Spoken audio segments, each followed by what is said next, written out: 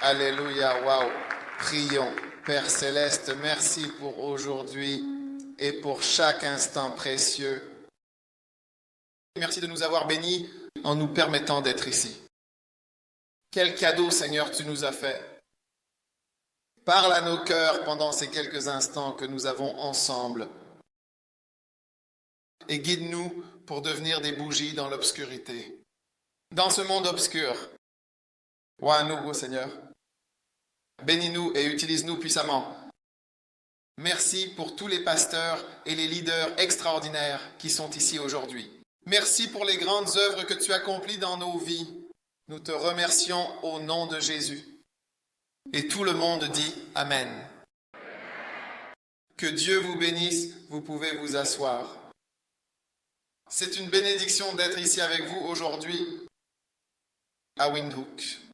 Et c'est agréable de voir tant de visages familiers venant du Cap et d'autres endroits à l'intérieur d'Ipan et beaucoup d'entre vous. C'est une bénédiction de vous voir pour la première fois également. Alléluia! Je suis vraiment très enthousiaste d'être ici et je crois que nous allons certainement passer un très bon moment bénis ensemble dans le Seigneur. Amen.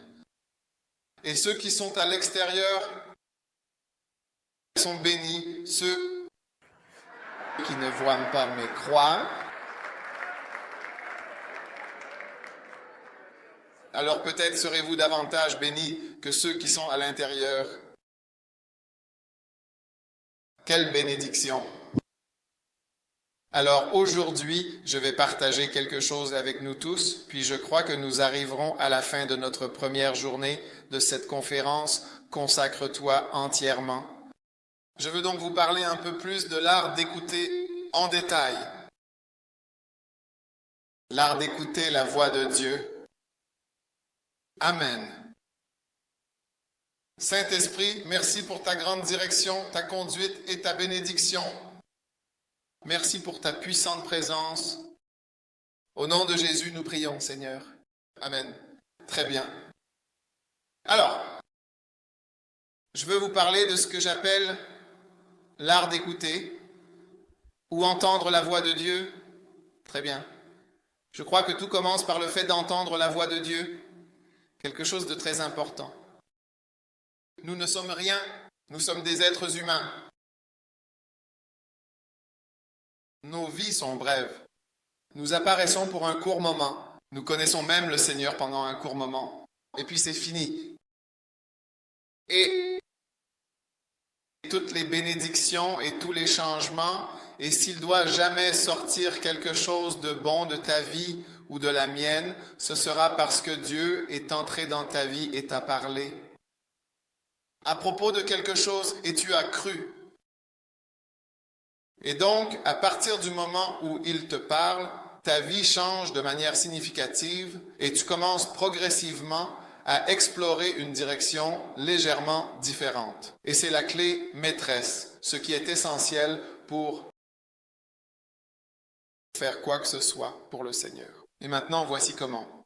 Conférence des pasteurs, très bien. Donc, c'est orienté vers le ministère et le service pour le Seigneur. Donc, si vous avez d'autres objectifs, vous n'êtes pas au bon endroit. C'est pour ceux qui servent le Seigneur. Je ne sais pas si tu es à la bonne conférence. Pas une conférence financière, pas une conférence d'affaires, pas pour l'encouragement, pas sur le mariage. C'est sur le ministère.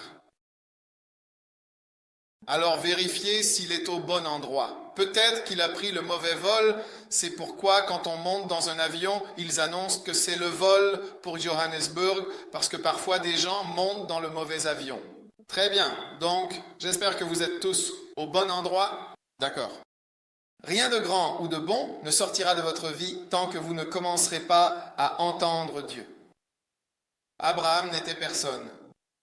Puis le Seigneur lui est apparu et lui a parlé, lui disant « Quitte ton pays » et Isaac aussi. Le Seigneur lui a parlé, lui disant « Reste ici, ne va pas là où tout le monde va. » Et Jacob aussi a dû avoir sa propre expérience personnelle avec Dieu. Donc, ta vie change quand tu commences, certainement, à suivre la voie de Dieu ou quand Dieu commence à te parler et écouter à toi. Alors peut-être que la capacité ou l'art ou la compétence la plus importante que toi et moi devrions avoir, c'est l'art d'entendre Dieu. Comme comment savoir que Dieu parle, comment l'entendre parler clairement, puis comment le suivre fidèlement dans notre vie quotidienne. C'est ça, l'essentiel de notre foi et de notre cheminement spirituel. C'est ce qui fait la différence entre les chrétiens et c'est ce qui distingue les ministres. C'est ce qui fait toute la différence. La capacité d'entendre Dieu et de vraiment l'entendre. Et ensuite, bien sûr, d'obéir. Beaucoup de gens n'obéissent pas quand Dieu leur parle. Très bien. Donc, quand Dieu te parle et que tu commences à le suivre, d'accord. Ce qui se passe, c'est que tu commences à entrer sa volonté pour toi. D'accord? Maintenant, quand on dit que tu commences à entrer dans sa volonté pour toi, la plupart des gens ne pensent jamais vraiment à la volonté de Dieu pour leur vie. Pourquoi? Parce qu'il y a tellement de problèmes qui nous occupent. D'accord? Mais si jamais tu évolues au point où tu commences à penser d'une certaine manière et que tu réalises, tu sais, j'ai ce qu'il me faut pour vivre. J'ai de quoi manger, de quoi boire, un endroit où vivre, une voiture à conduire. D'accord? Alors, quelle est la suite? Tu comprends? Que devrais-je faire ensuite? C'est le problème que les gens ont, beaucoup de gens riches ont. Tu vois? Je suis sûr. La reine, le roi, la princesse et les princesses, ils ont des châteaux, de l'argent, tout ce qu'il faut pour vivre. Alors quoi, que faire? Que fais-tu de ta vie? Et c'est la raison pour laquelle certaines personnes deviennent dépressives. Parce qu'elles ne savent pas quoi faire. Tu vois? Donc ce qu'il en est, c'est que nos objectifs personnels dans la vie nous occupent. Je dois acheter une maison, je dois acheter une voiture, je dois gagner de l'argent, je dois avoir un autre travail, je dois payer les frais de scolarité de mes enfants. Ça nous occupe. Alors, on ne pense jamais à pourquoi suis-je ici? Pourquoi suis-je ici? Quoi? Quelle est la différence pour moi? Qu'est-ce que je suis censé faire? Et quand tu ne sais pas ce que Dieu veut que tu fasses, tu finis par vivre comme tout le monde et tu finis par ne rien valoir. Alors Dieu veut que tu découvres sa volonté et que tu commences à faire sa volonté. Amen. Parce que tu as été créé pour cette raison et pour ce but. Puis-je avoir un amen à la fin? Et quand tu trouves la raison pour laquelle tu as été créé et que tu commences à agir, alors tu commences à être béni. Apocalypse 4, verset 11 dit, « Tu es digne, ô Seigneur, de recevoir la gloire et l'honneur et la puissance, car tu as créé toutes choses, d'accord, et c'est pour ton plaisir qu'elles existent et qu'elles ont été créées. Donc, pour son plaisir, tu as été certainement créé. Pour son plaisir, tu as été absolument créé. Pour rendre Dieu heureux, tu es le jouet de plaisir de Dieu. Tu es la chose de plaisir de Dieu. Waouh, oui, simplement pour le rendre heureux. C'est la raison pour laquelle tu es ici. Je sais que tu ne le penses pas, mais c'est pour ça que tu es ici. Tu comprends? Oui, les pasteurs. Puis-je voir ma main? Combien sont pasteurs? S'il vous plaît, j'ai vraiment besoin de voir ici. D'accord? J'ai besoin de savoir combien sont astronautes. Astronautes? Combien sont des ouvriers dans l'église qui travaillent dans l'église? D'accord, magnifique.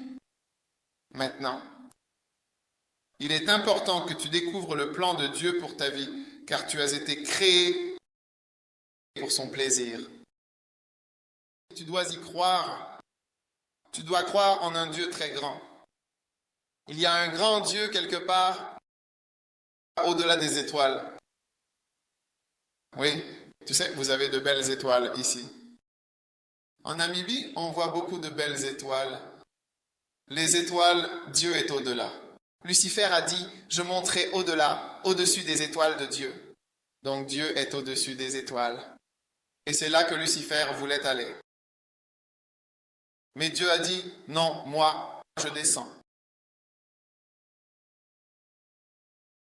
Je descends.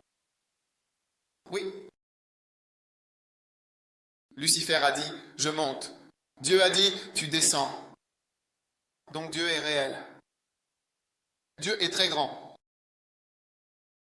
Et si tu traverses la Namibie en voiture, certains déserts et certains paysages incroyables que vous avez ici me rappellent vraiment certaines planètes. Parce que les planètes sont de vastes étendues sauvages.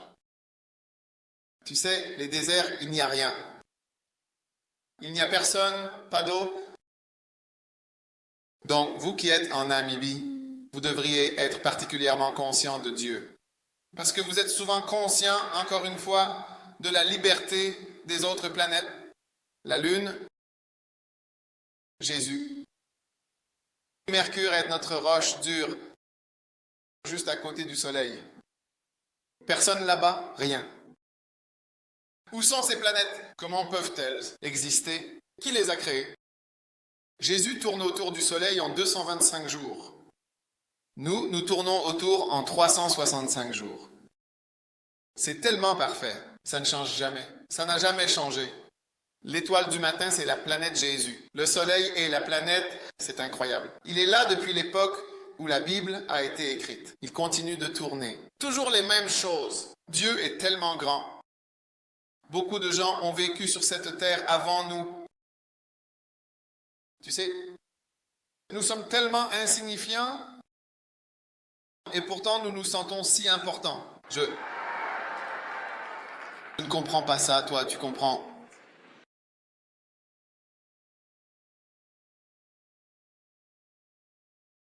Depuis cette terre, si tu veux voler vers les étoiles, disons Orion, si tu connais les étoiles, tu vois Orion, l'une des étoiles là-bas est à 650 années-lumière. Ce qui signifie qu'à la vitesse de la lumière,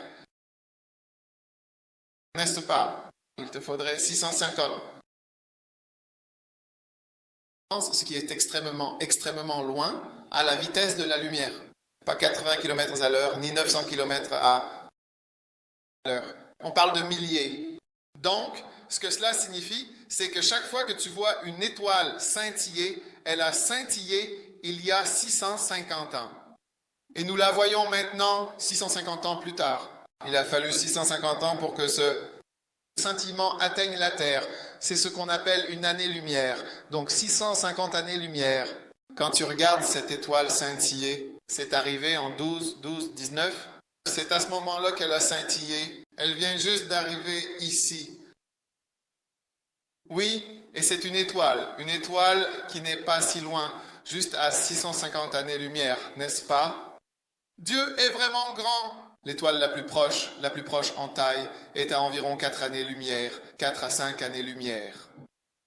Donc, quand tu vois un scintillement depuis 5 ans, et tu devines juste que tu as 5 ans,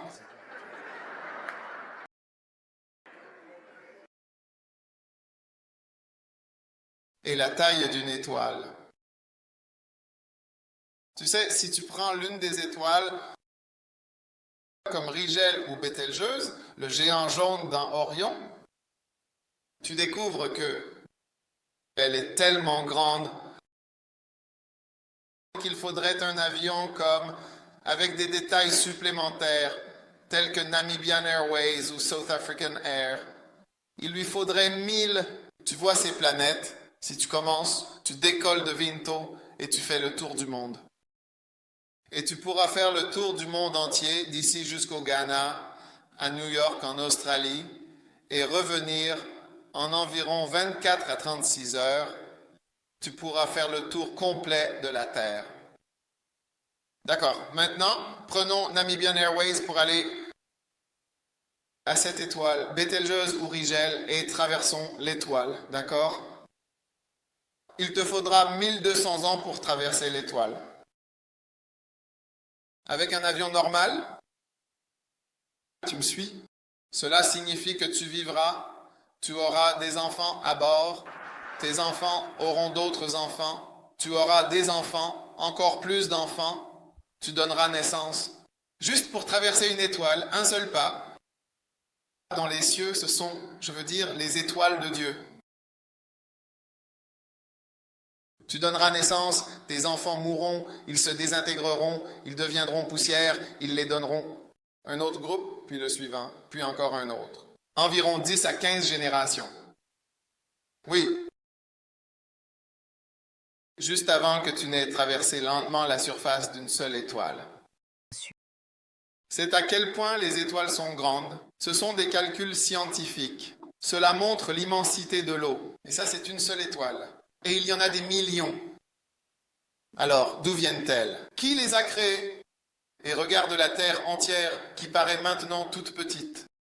Si la Terre était placée à côté de Jupiter, elle serait comme un petit caillou, et Jupiter serait comme cette chose immense ici. Oui, donc c'est un petit caillou comme ça. Et le Soleil serait énorme, aussi grand que le bâtiment jusqu'au toit. Et toi, tu es sur ce petit caillou en Namibie. Et je ne comprends pourquoi tu te sens si grand.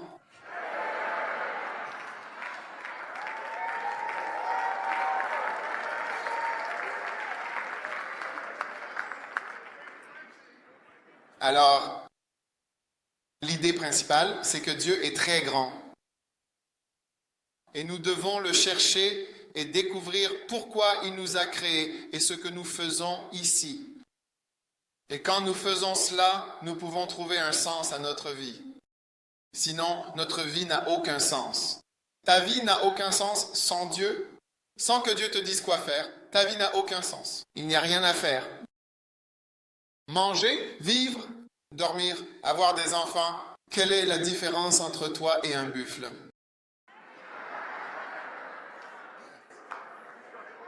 Oui, qu'est-ce que Dieu?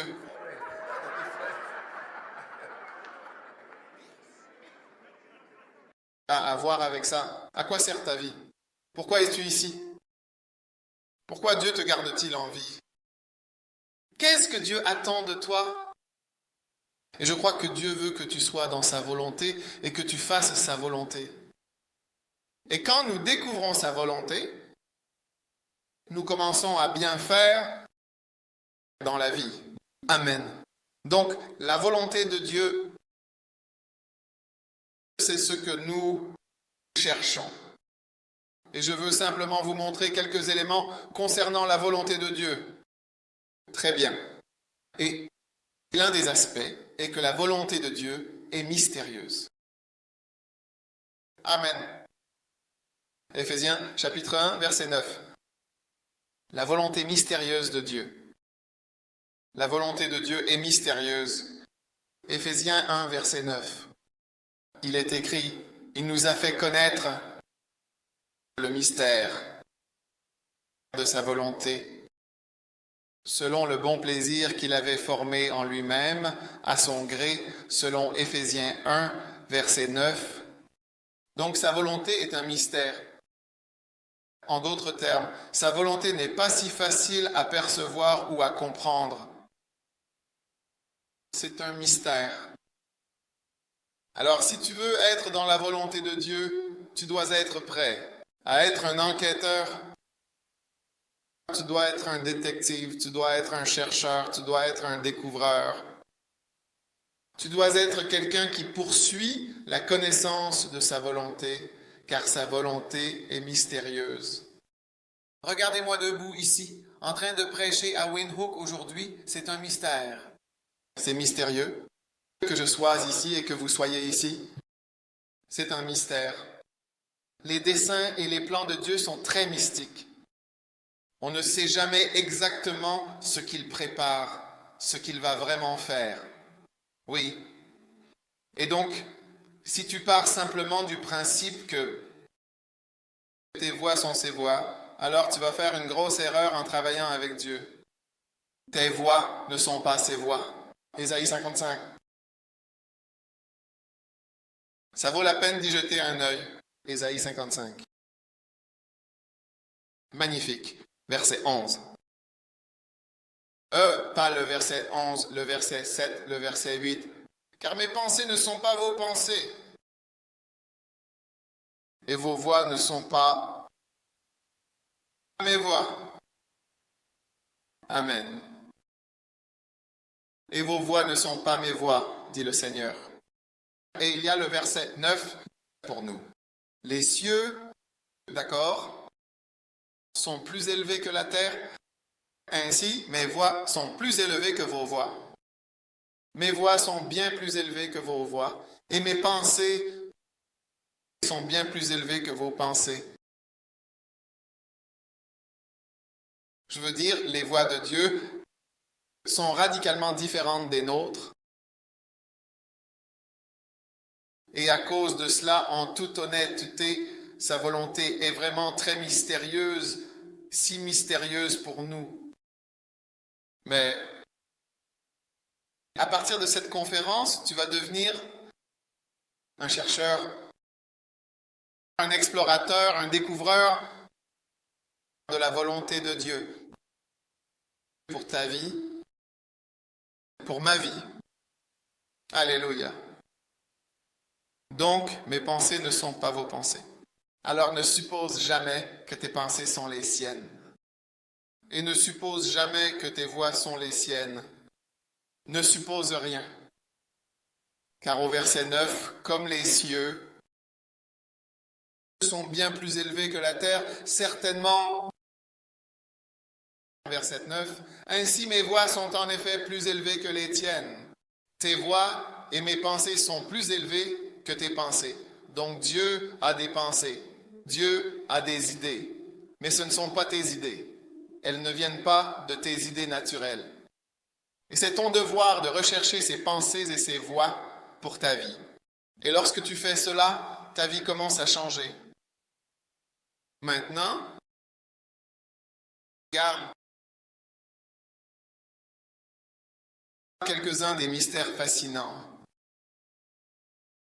Je veux te donner quelques exemples. Le Seigneur a dit, la tour de Babel, les hommes ont dit, allons-y, construisons une ville et une tour, qui atteignent le ciel et faisons-nous un nom. Donc, nous voulons accomplir de grandes choses et nous voulons être célèbres. Genèse 11, verset 4. De peur que nous soyons dispersés. D'accord?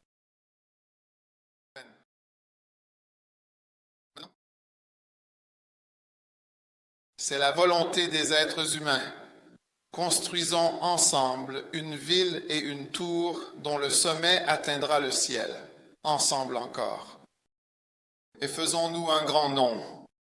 Devenons célèbres, de peur que nous soyons dispersés. Et qu'est-il arrivé à ces gens? Vous connaissez l'histoire. Ils ont été dispersés et ils n'ont eu aucun nom et ils n'ont rien accompli. N'est-ce pas vrai? Maintenant, Abraham, le Seigneur a dit à Abraham, d'accord. Genèse chapitre 12, versets complets 1 et 2. Le Seigneur dit à Abraham, quitte ton pays et quitte ta parenté et la maison de ton père pour aller vers un pays que je te montrerai. Et je ferai certainement de toi une grande nation.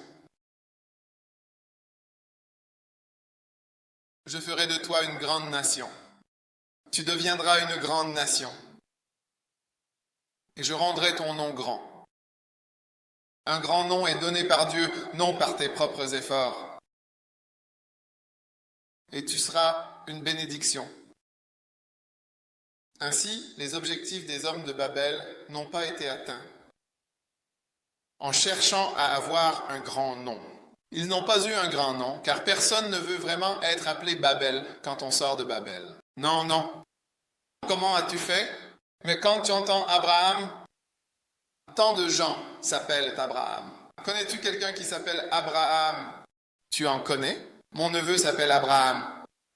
J'ai tellement de gens, le pasteur Abraham. J'ai beaucoup de gens que j'appellerai Abraham. Un très grand nom. Les gens appellent toujours leurs enfants Abraham jusqu'à aujourd'hui, mais je ne connais personne qui appelle son enfant Babel.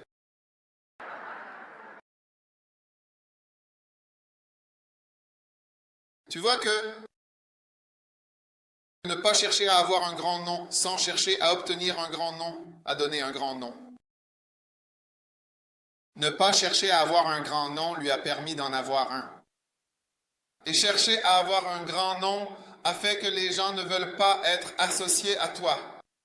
Et ne pas chercher à construire quelque chose t'a permis de construire quelque chose. Parce qu'il voulait construire. Il a dit, non, ils ne veulent pas de ta maison, détruis-la. Et il l'a simplement détruite et elle a été dispersée. Mais ensuite, il leur a dit, partez, quittez votre pays. Allez et soyez personne. Allez simplement errer. Jusqu'à aujourd'hui, les enfants d'Abraham, nous sommes tous les descendants d'Abraham, Isaac, Jacob, Israël. C'est une nation puissante, même encore aujourd'hui, plus de 7000 ans plus tard. Oui. Alors, la volonté de Dieu est mystérieuse du début à la fin. Oui, incroyable. Alors, bien souvent, ne rien faire, même faire ce que Dieu dit, simplement voyager. Je veux que tu voyages, tu accompliras davantage. Et sa volonté est mystérieuse et différente pour chacun. D'accord? Maintenant, le mystère de David, Dieu lui a dit, je veux construire un temple, ne le construis pas. Ne construis pas mon temple, je ne veux pas que tu bâtisses mon temple. Donc, le mystère de sa volonté, peut-être que tu ne dois rien construire. Du tout. Et en ne construisant pas, tu finis par construire. Oui.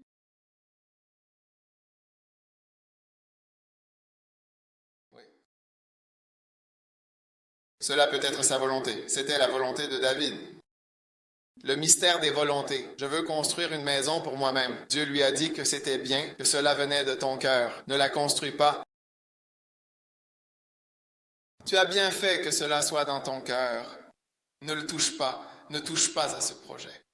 Le mystère de ma volonté, c'est que ce n'est pas toi seul. C'est ton fils qui va réaliser ce projet. Waouh! Waouh, c'est vraiment incroyable. Oui, donc oui, vraiment. Le rôle ou la mission de David était de soutenir son fils et d'aider son fils à le faire, car lui ne pourrait pas le faire. C'était donc la volonté de Dieu que David amasse la richesse et la force pour le construire, mais sans essayer de le faire lui-même. Alors fais attention.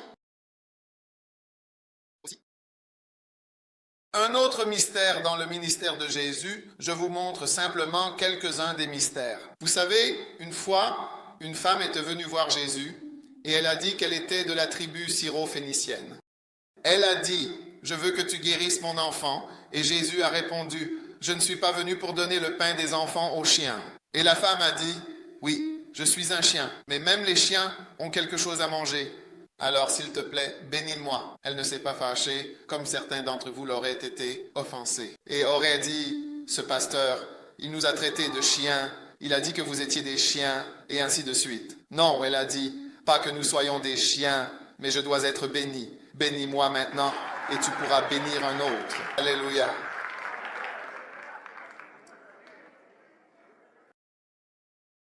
C'est tellement incroyable. Mais c'est aussi un mystère que Jésus se soit concentré sur un petit groupe de personnes et qu'il ait fini par atteindre le monde entier. parce que son père lui avait dit de s'adresser uniquement aux brebis perdues d'Israël, de ne pas aller plus loin. Jésus n'a écrit aucun livre. Jésus n'a jamais voyagé à plus de 200 miles de distance. Il n'a construit aucune école. Il n'a fondé aucune institution. Il n'a pas donné de règles sur comment l'Église devait être dirigée. Il n'a pas dit de prendre des offrandes ou de ne pas en prendre. Rien, il a juste dit, allez, prince. Waouh! Et lui-même n'est allé nulle part. Et en allant nulle part, il a atteint le monde.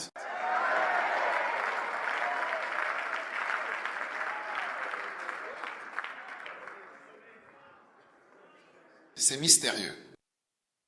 Oui, c'est mystérieux. La volonté de Dieu est vraiment mystérieuse. Alors tu dois savoir. Et quand c'était le moment de Jésus, il a dit à ses disciples, « Répandez-vous dans le monde entier. » Et je suis sûr que certains disciples auraient demandé, « Mais toi, tu n'es pas allé partout, tu es resté ici. Pourquoi nous envoyer partout ?» Nous ne saurons pas cela, parce que tu n'es pas allé pour savoir non plus. Non. La volonté de Dieu pour les disciples était d'aller à travers chaque coin du monde entier et d'être une bougie afin d'éclairer les ténèbres dans l'obscurité. Oui. Donc Jésus, tu vois, la volonté de Dieu est mystérieuse. Si tu penses que Dieu a agi de cette façon pour cette personne, alors ce sera pareil. Ce sera pareil. Tu fais une grosse erreur. Oui, tu fais une grosse erreur, oui. Et ce que nous devons faire aujourd'hui peut être différent, mais en fin de compte, tu vois que la volonté de Dieu accomplit la volonté de Dieu. Un autre mystère, c'est que tu peux être plus fructueux, mort que vivant.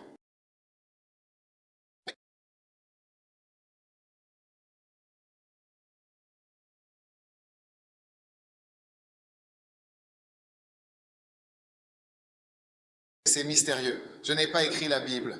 Luc chapitre 9, verset 13. Luc chapitre 9, verset 13. Et voici, Luc 9, verset 30, en effet, 2 hommes s'entretenaient avec lui. Et voici, 2 hommes s'entretenaient avec lui, alors c'était Moïse et Élie. D'accord, vous y êtes? Verset 31. Qui apparurent dans la gloire et parlaient de sa mort qu'il devait accomplir à Jérusalem. Il parlait de sa mort, qui était inévitable, qu'il devait accomplir. Donc sa mort était un accomplissement.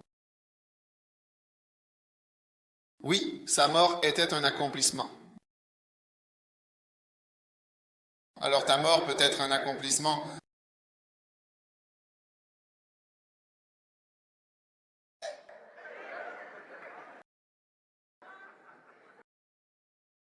Et parfois, Dieu ne commence à agir qu'après ta mort, parce que parfois, tu fais certainement obstacle.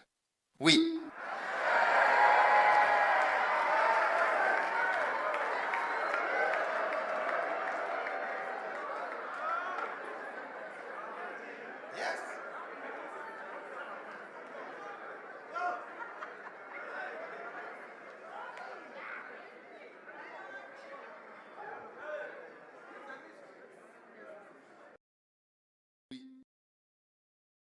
Parfois, tu es exactement sur son chemin et il attend que tu meurs.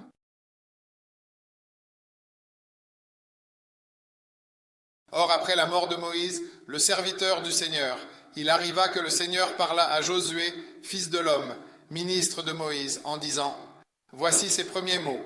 Moïse, mon serviteur, est enfin mort. »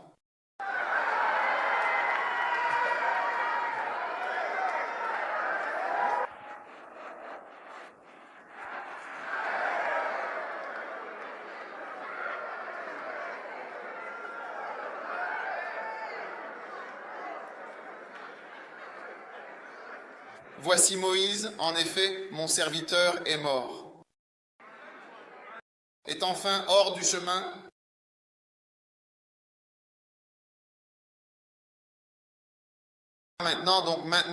donc signifie à cause de cela, parce qu'il est mort.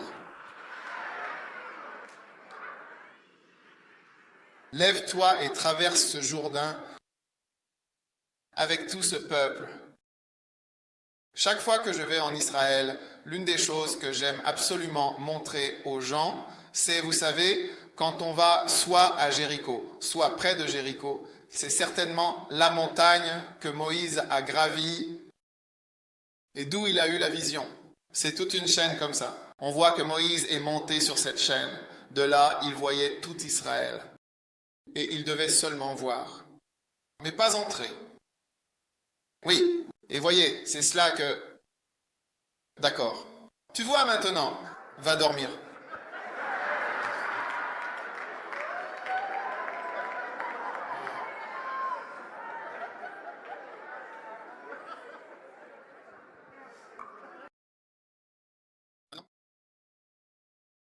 Je veux juste dire quelque chose à ce sujet. Moïse, mon serviteur, est mort. Si tu ne veux pas que cela s'applique à toi, nommez des jeunes gens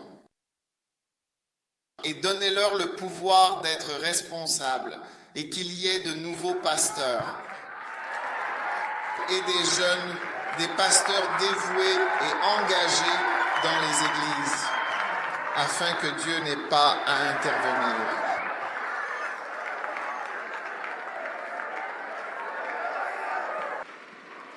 C'est sérieux.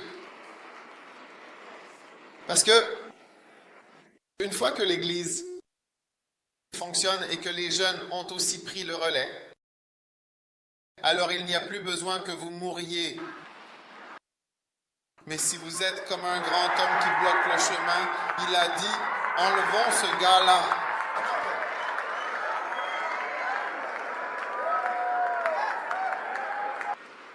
Du chemin.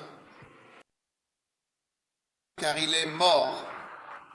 Lève-toi et va au Jourdain.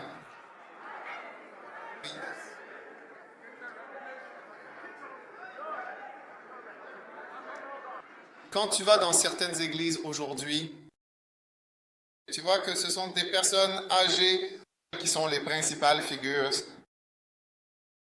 Écoutez, le ministère va de 25 à 50 ans. Le ministère commence en général à 25 ans et après 50 ans,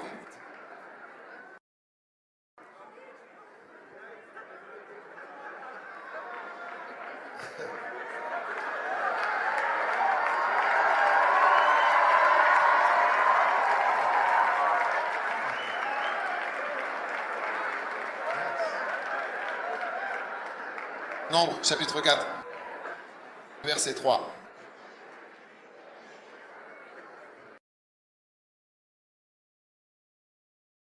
De l'âge d'environ 30 ans et au-delà, jusqu'à environ 50 ans, tous ceux qui entrent dans l'armée pour faire le travail spécifique, important et essentiel du tabernacle de l'assemblée, tel sera le service des fils de Kehat dans le tabernacle de l'assemblée.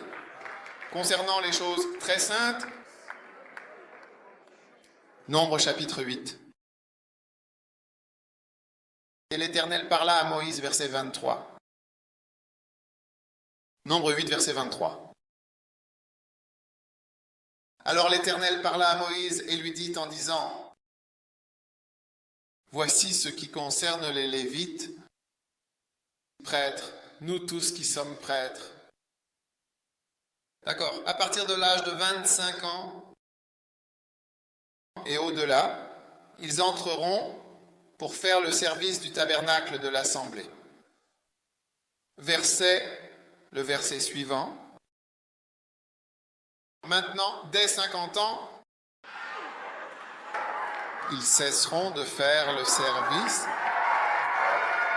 et ne serviront plus. Alléluia.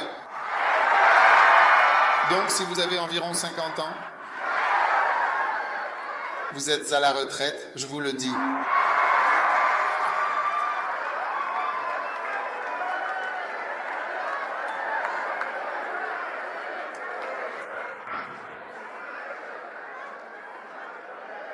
Verset 26. Ils exerceront leur ministère avec leurs frères dans le tabernacle de l'assemblée. Donc ils ne serviront plus, mais ils pourront peut-être commencer dans le tabernacle à garder la charge et ils ne feront aucun service. C'est ainsi que tu agiras à l'égard des Lévites en ce qui concerne leurs fonctions. Si tu veux, change la version. As-tu quelque chose pour changer la version? Oui, change la version. Donne-nous une version moderne. Eh oui, j'en ai une. Ils peuvent assister leurs frères, donc quand tu as environ 50 ans, tu dois devenir un assistant. Ils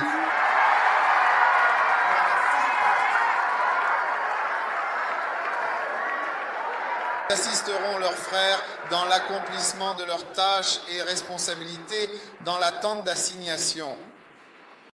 Mais ils ne doivent pas eux-mêmes faire le travail. Oui. C'est ainsi que tu dois attribuer les responsabilités aux Lévites. Amen. Maintenant, trop d'églises ont des personnes âgées, certaines, à la tête.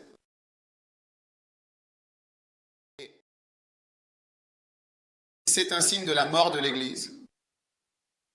L'Église est en train de mourir.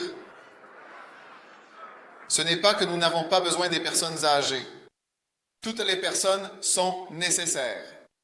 Mais le vrai travail du ministère implique un travail dur, très dur. Un travail difficile. Combattre les démons. Combattre les gens. Prier, témoigner, voyager et réfléchir. Prêcher. L'évangélisation, le suivi, les visites. Vous savez, j'ai ici l'art du berger. Ce que cela signifie, de devenir un berger. Ce que cela signifie. Dans de nombreuses langues, le mot berger est le même que le mot pasteur. Est-ce le cas en africain? Oui, oui. Berger, oui. Et bergers, peut-être. Oui, d'accord, mais dans beaucoup d'autres langues, ils n'ont pas deux mots différents. Je pense, je ne suis pas sûr, et peut-être que j'ai oublié, Katima. Pas. Aussi un livre. Oui, de la même manière. Berger, pasteur.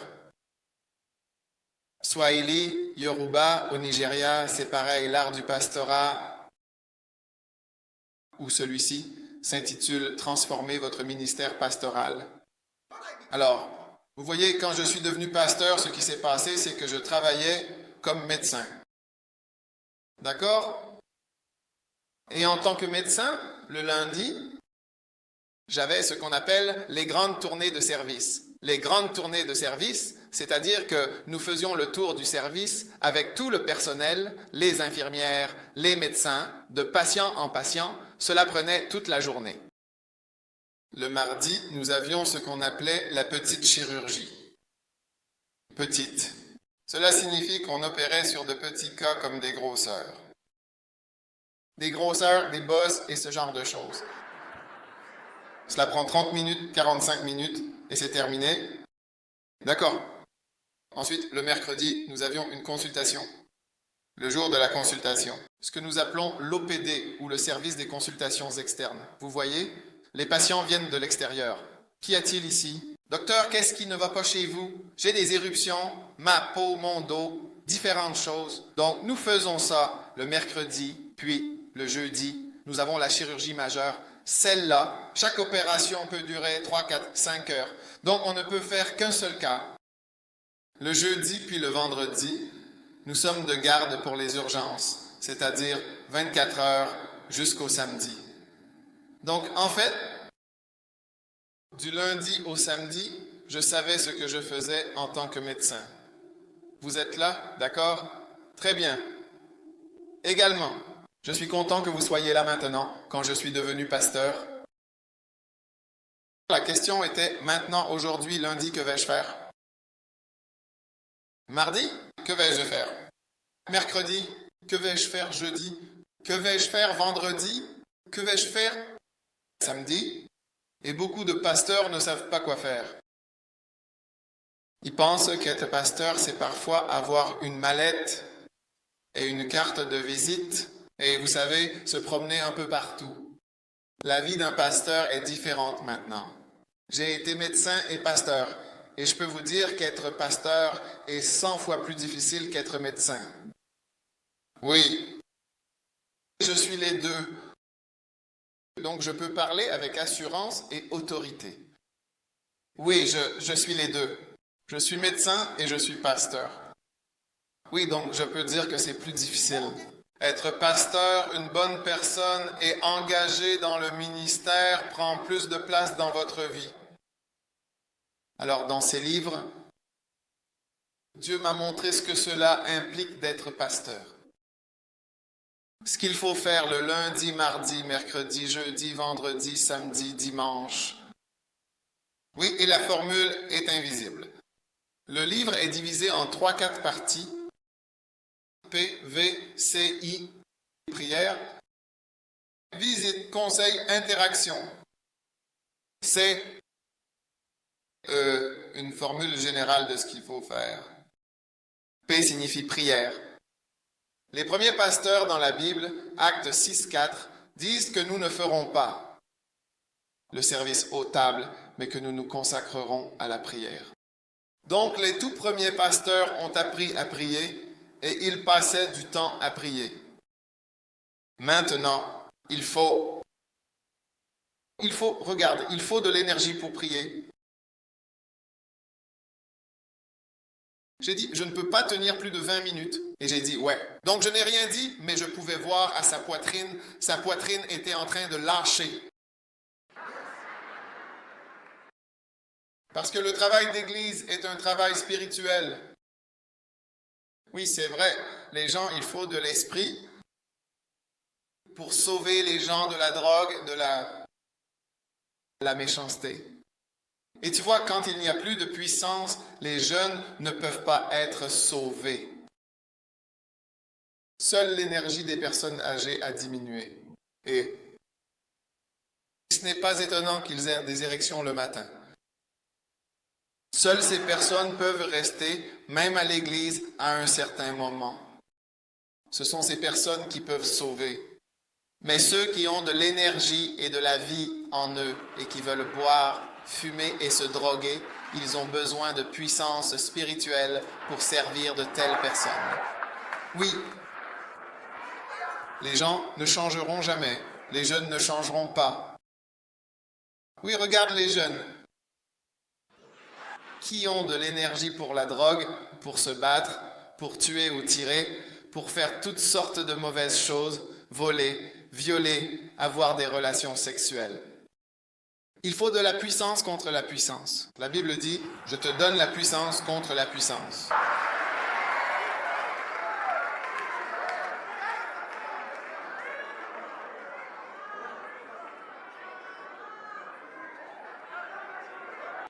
Maintenant, écoute-toi. Il faut de la puissance et de la force pour prier. Oh oui, et la prière est la première tâche du pasteur. Prier la nuit, prier le jour. En fait, j'ai remarqué, personnellement, tu sais, parfois tu ne vas pas bien, mais tu ne sais pas encore que tu ne vas pas bien. Peut-être qu'une fièvre arrive ou quelque chose comme ça. Ce qui me montre même que je ne suis pas moi-même, c'est que je n'arrive pas à prier. C'est en fait comme le plus grand symptôme que je ne suis pas moi-même. Je me rends compte que je n'arrive pas à prier parce que je réalise que cela demande quelque chose. S'asseoir dans une pièce et parler à Dieu qui ne répond jamais ou ne dit pas un mot en retour. Tu vois de quoi je parle. Il répond, mais tu n'entends rien. Et rester dans une pièce et simplement parler.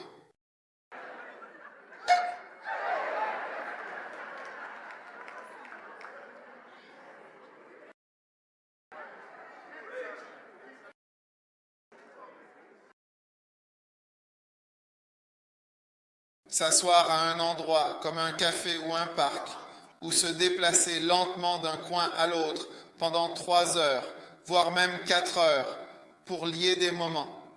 Le diable n'est pas dans cette ville.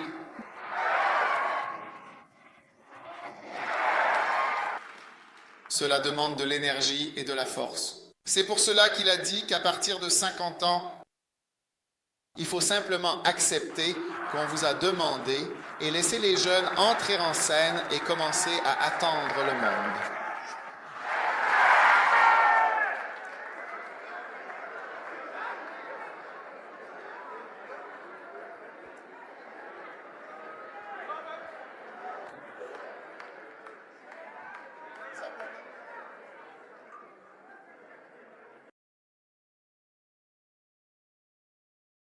Amen. Donc, paix pour prière. Le suivant est V pour visitation. Jérémie 23, verset 2 dit « En effet, je suis certainement contre les pasteurs parce qu'ils ne visitent pas mon troupeau. Vous devez aller chez les gens. Je ferai vraiment venir sur vous le mal, certainement parce que vous ne visitez pas. Amen. Vous ne les avez pas visités. » Jérémie 23, verset 2. Regardez. Il est écrit « Ainsi parle l'Éternel contre les pasteurs qui font paître mon peuple. » Vous avez dit et vous ne les avez pas. Je leur ai rendu visite. Je les ai chassés et vous ne les avez pas visités. Cela demande de l'énergie d'aller de maison en maison, visiter les gens avec humilité. Quand vous êtes un pasteur de grande envergure, conduisant une grosse voiture, vous pouvez vous sentir trop important. Pour aller voir de simples jeunes, des enfants et des personnes qui ont besoin que vous les visitiez dans leur cabane et dans toutes les conditions dans lesquelles ils vivent. Et c'est en les visitant que vous découvrez d'où viennent les gens, comment ils luttent et les vies difficiles qu'ils mènent. C'est cela le travail d'un pasteur, visiter les gens.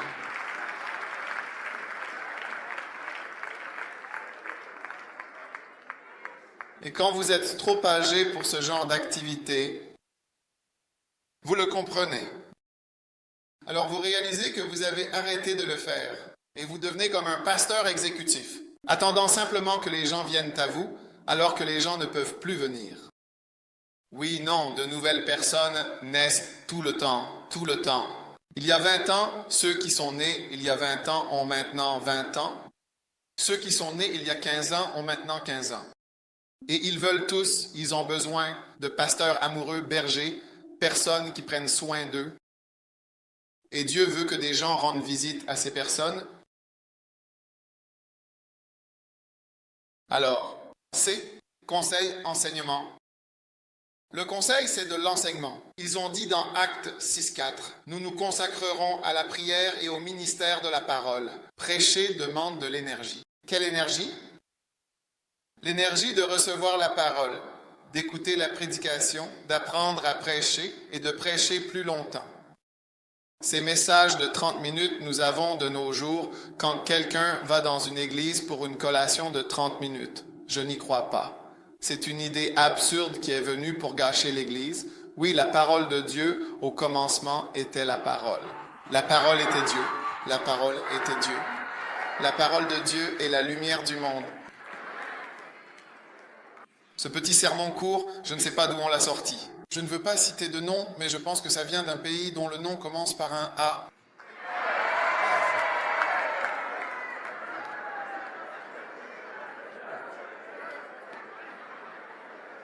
Oui, faisons un sermon rapide, un chant lent et un chant rapide.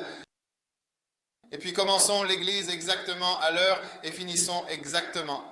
Il est plus important de finir l'église à l'heure que n'importe quoi d'autre. Pourquoi est-ce si important de finir à l'heure? Est-ce que les boîtes de nuit ferment à l'heure? Est-ce qu'elles le font toujours? Et vous n'êtes pas ici? Vous êtes comme les routiers qui connaissent les règles. Je veux dire, toute la méchanceté qui règne dans certains endroits, les bars qui changent, et tout le temps. Est-ce que c'est ce que nous voulons? D'où viennent toutes ces choses?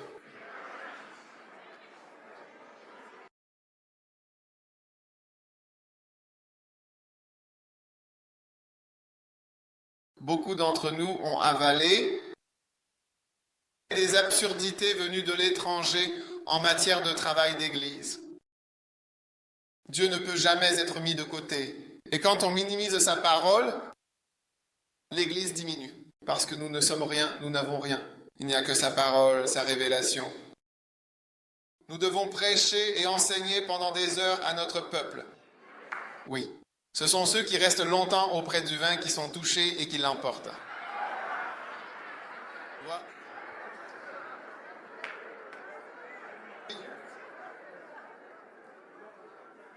Je n'ai jamais été ivre. Je veux dire, depuis ma naissance. Mais je bois du vin chaque dimanche pendant la communion.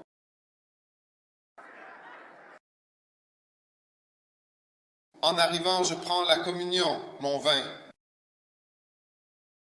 Je n'ai jamais été ivre auparavant parce que je n'en prends pas assez pour être ivre.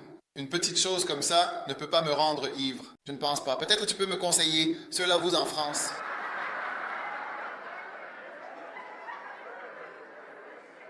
Vous devez rester longtemps pour que cela ait un certain effet. Nous devons prêcher plus longtemps et prêcher avec plus de puissance et d'onction. Prêcher Alléluia. Mais quand il n'y a pas de vie dans ton message ressemble plus à un somnifère qu'à autre chose. C'est plutôt comme un spray pour endormir.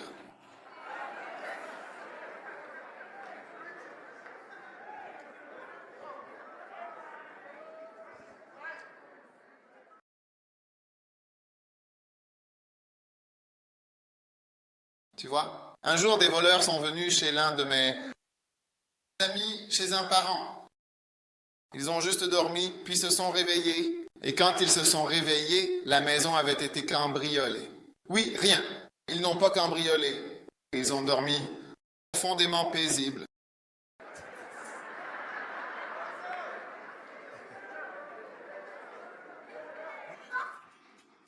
Tu sais, ils se sont juste un peu réveillés, heureux.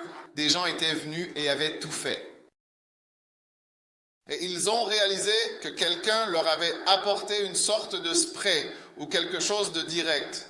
C'est comme un certain type de prédication qui te plonge dans un sommeil profond, certainement.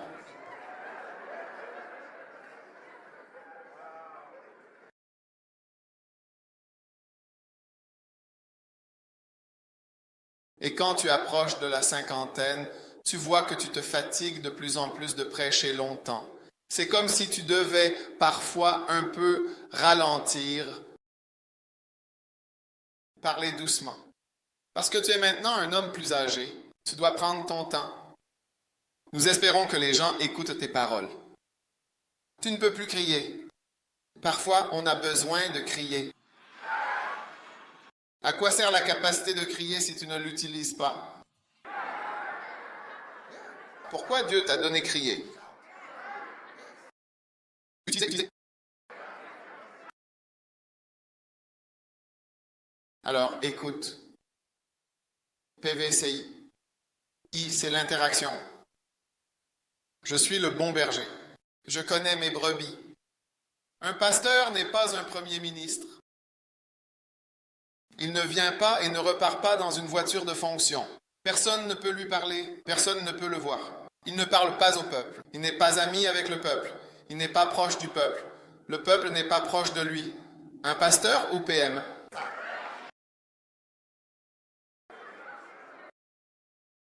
Jésus a dit, ils connaissent ma voix, je les connais, ils me connaissent, j'interagis avec eux. Cela demande du temps et de l'énergie. Donc je disais, je voulais juste, c'est une petite digression, mais c'est une digression importante parce qu'il y en a trop. À partir d'aujourd'hui, quand vous irez à votre église, regardez combien de têtes blanches il y a. La plupart des églises sont dominées par des gens de l'âge du pasteur ou plus jeunes. Oui, mon église aussi le sera. Maintenant, j'ai changé d'église, j'ai transmis mon église. Vous savez, l'église. J'étais pasteur, je l'ai transmise. Et maintenant, j'ai dit cela. J'ai dit au diable, tu sais, il ne peut pas attaquer si tu m'attaques. Tu sais, j'ai payé le prix, va à l'église voir. Oui, oui.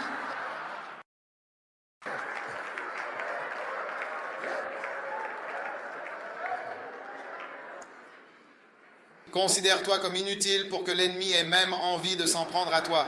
Cela ne change rien. Même si tu es tué, ça ne fait aucune différence. Dans l'Église, tu sais, rien n'est perdu. L'Église continue d'avancer avec ou sans toi. Oui. Tu dois accepter que le ministère est destiné aux jeunes. Je veux te dire, le ministère est certainement pour les jeunes. Oui, je ne suis pas encore un pasteur pour les jeunes. Et j'ai seulement quelques personnes âgées dans l'Église. Et j'ai décidé de les appeler le Greater Love Club. Juste parler d'un espace musical. Et je les appelle le Greater Love Club. Il y en a seulement une vingtaine ou une trentaine. Je leur ai simplement donné une place spéciale. Oui, les 5000, 6000 autres sont des jeunes. Des jeunes. Oui, First Love, l'église s'appelle First Love, mais les personnes âgées sont appelées Greater Lives. C'est pas bon nom pour eux?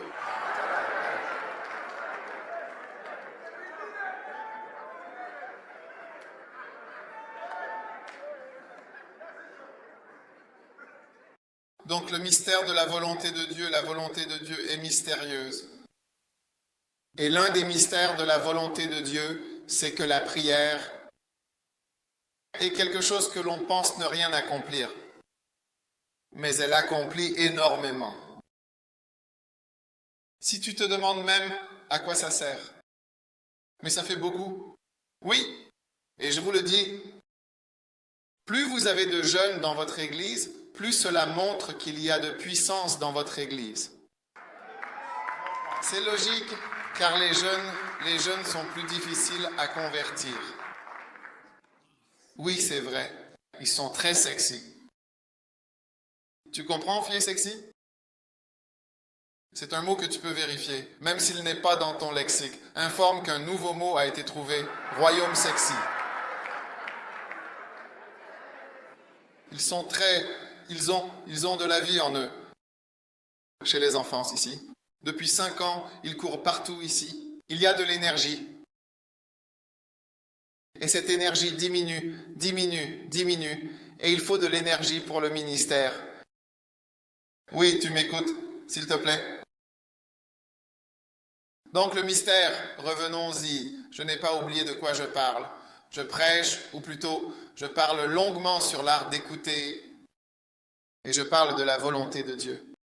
Et j'explique que la volonté de Dieu est mystérieuse. Et je dis que tu pourrais être plus utile.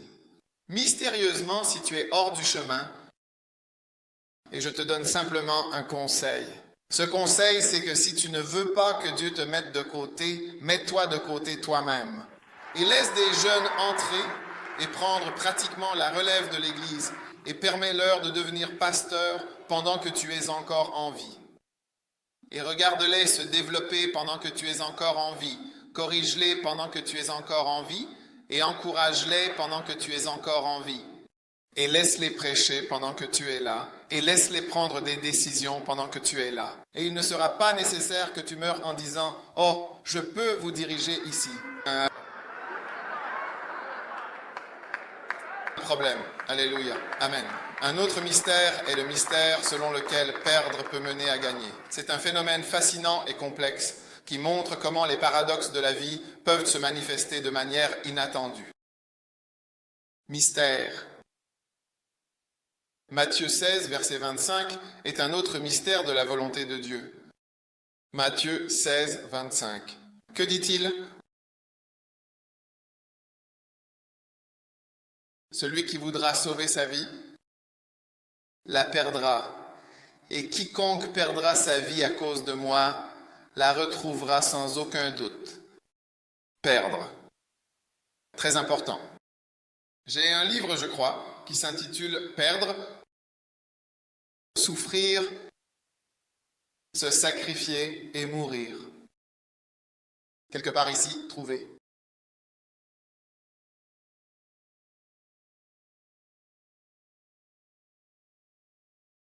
Perdre,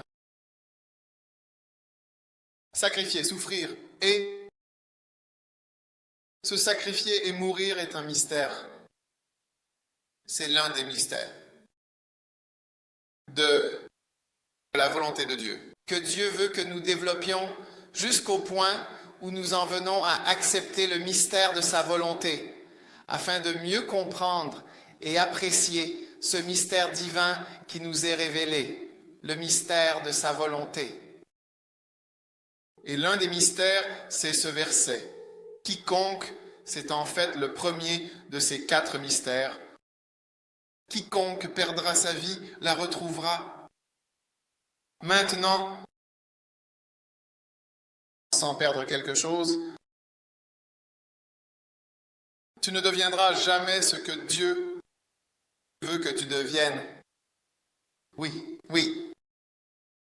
Alors, je ne sais pas si cela se passe en Namibie, mais partout dans le monde, les pasteurs prêchent des choses qui ont à voir avec le fait de gagner et d'obtenir des choses.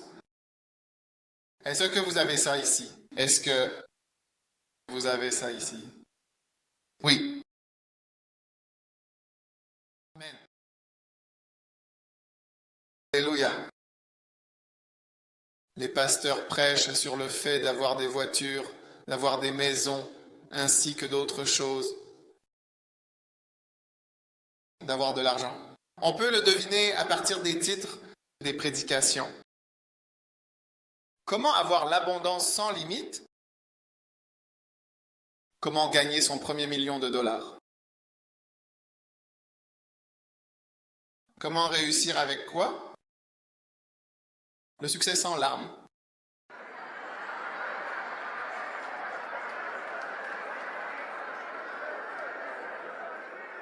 La percée sans effort. Le succès sans larmes. Comment devenir millionnaire? Comment être riche? Dieu veut que tu sois riche. Et de tels messages ont influencé l'esprit de matérialisme dans l'Église. Et peut-être encore plus dangereux que le matérialisme, c'est l'esprit de vouloir obtenir des choses plutôt que de les perdre. Dieu, je dois obtenir et je dois posséder. Oui, je dois accumuler et je dois réussir, posséder, être heureux et obtenir beaucoup et en abondance. Et le signe que Dieu agit, c'est l'argent qui est disponible. Alors nous avons des chrétiens matérialistes et avides, les plus dociles. Mais un groupe d'esclaves parmi les pasteurs et les chrétiens d'aujourd'hui, comme on n'en a jamais vu auparavant, prêchant un autre évangile. Et c'est pourquoi l'Église est si pauvre. Vous savez, on ne trouve jamais un groupe qui parle autant d'argent sans en avoir, comme l'Église.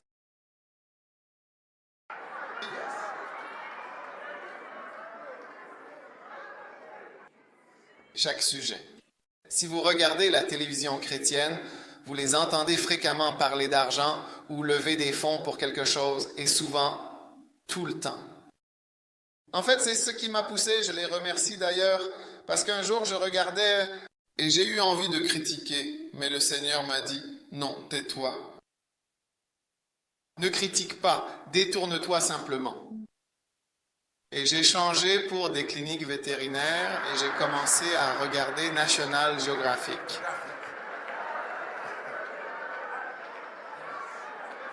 C'est ainsi qu'aujourd'hui, j'ai un expert en lions, léopards et tout ça.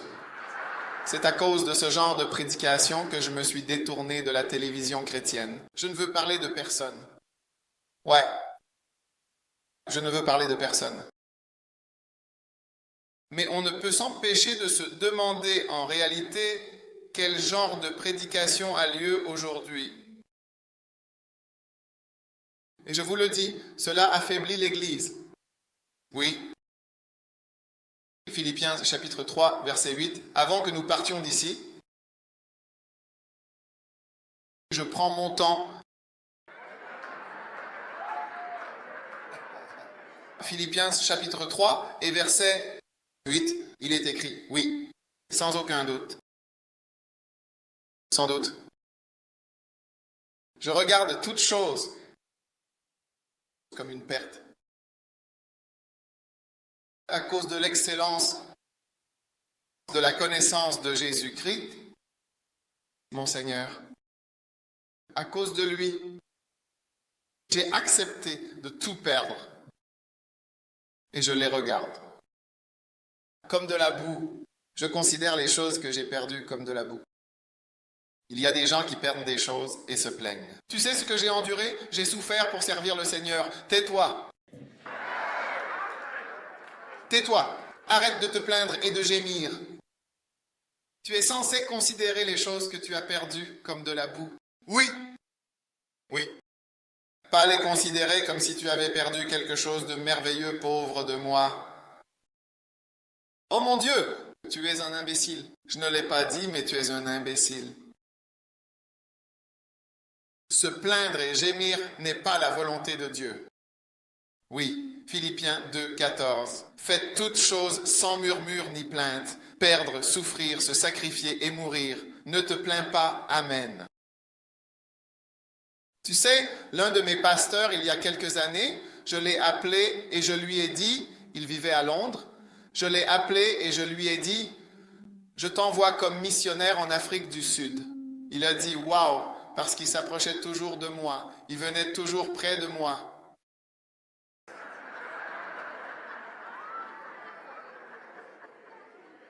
Maintenant, risquez de venir précis.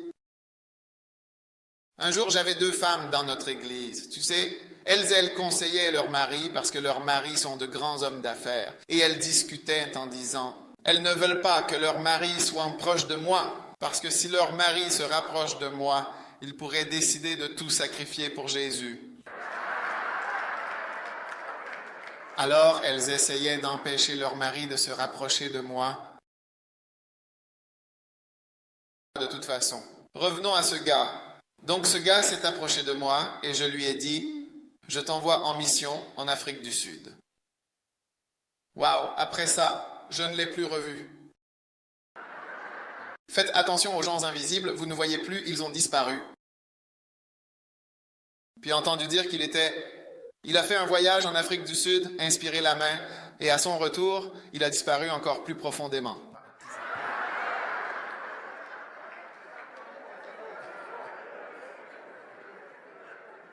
Un jour, j'ai été invité par les Assemblées de Dieu en Malaisie à venir parler à l'ensemble des Assemblées de Dieu en Malaisie. Donc, je suis arrivé et puis il a appelé et a dit, tu sais, est-ce que je peux te rejoindre? J'ai dit, tu as refait surface? C'est bien. Alors j'ai dit, pourquoi tu ne peux pas venir seul? Donc,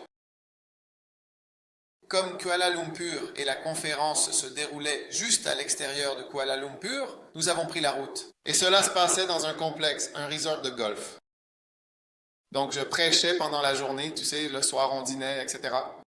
Un soir, tu sais, après le dîner et tout, j'ai dit, allons dehors faire une promenade.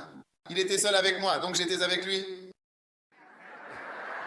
Et je lui ai dit, c'est dangereux de s'approcher de moi si tu ne veux pas travailler pour le Seigneur. Alors un des soirs, j'ai dit, allons dehors. J'aime l'air frais, j'aime être dehors. Nous sommes sortis marcher sur le terrain de golf. Et il dit, je ne me souvenais même pas de ce moment-là. Il a dit que j'ai mis ma main sur son épaule. Il n'y a moyen d'œuvrer pour Dieu sans perdre un peu. Il a dit, je t'ai dit que tu perdrais quelque chose en travaillant. C'était un homme d'affaires, un grand chef d'entreprise. Oui, à Londres. Oui, en fait, c'était mon homme d'affaires le plus riche et le plus prospère dans mon église à Londres. Et même pendant que je lui disais de servir le Seigneur, je comptais moi-même le prix à payer.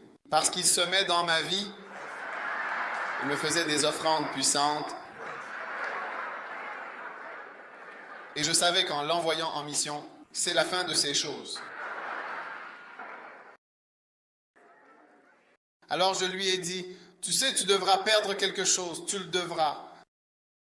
Et il a dit que c'était juste parce qu'il avait compris qu'il devait perdre quelque chose. Je le ferai. Je ne peux pas tout avoir, je ne peux pas tout garder. Tu perdras quelque chose pour quelque chose. Il n'y a rien de tel que de tout garder et de continuer comme si de rien n'était. Tu es dans ton propre monde, alors ce n'est pas le même Dieu. Et Dieu ne peut pas te donner une norme différente de la mienne.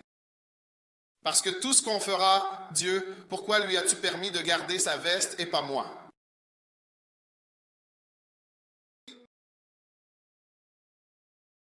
Alors il s'est donné. Il a dit, tu te souviens, tu m'avais dit d'aller en Afrique du Sud? J'ai dit, oui, je m'en souviens. Et il s'est enfui. Je suis prêt. J'ai dit, d'accord, va au Kenya.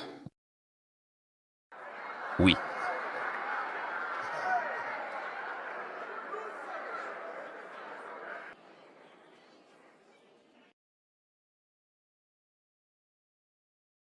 Et il a dit que cette fois, il n'a fait aucun voyage de reconnaissance. Il n'est pas allé pour s'informer ou se familiariser.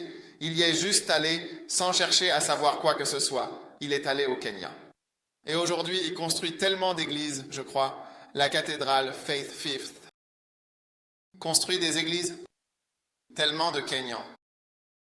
Ils disent que la cathédrale en construit une nouvelle. Il en construit une, trois, une à Mombasa, partout. Oui, et il fait toujours référence à ce jour-là sur le terrain de golf. Il a dit, tu as mis ta main sur mon épaule et tu as dit, tu devras perdre quelque chose qui va... Tu vas perdre quelque chose. Tu ne peux pas servir Dieu sans perdre. Paul a dit, j'ai tout perdu en réalité à cause de l'excellence absolument, véritablement de la connaissance de Jésus-Christ. Et je les considère comme rien afin de gagner Jésus-Christ. Alléluia. Et c'est l'un des mystères d'Israël. Pour servir Jésus, il faut perdre. Il y a toujours quelque chose à perdre. Tu perds ton orgueil, tu perds ton amour-propre, tu perds quelque chose, tu perds de l'argent, tu perds ton éducation, tu perds quelque chose. Oui, si tu veux vraiment servir le Seigneur. Oh oui, et c'est un mystère, c'est l'un des mystères. Sa volonté est mystérieuse du début à la fin.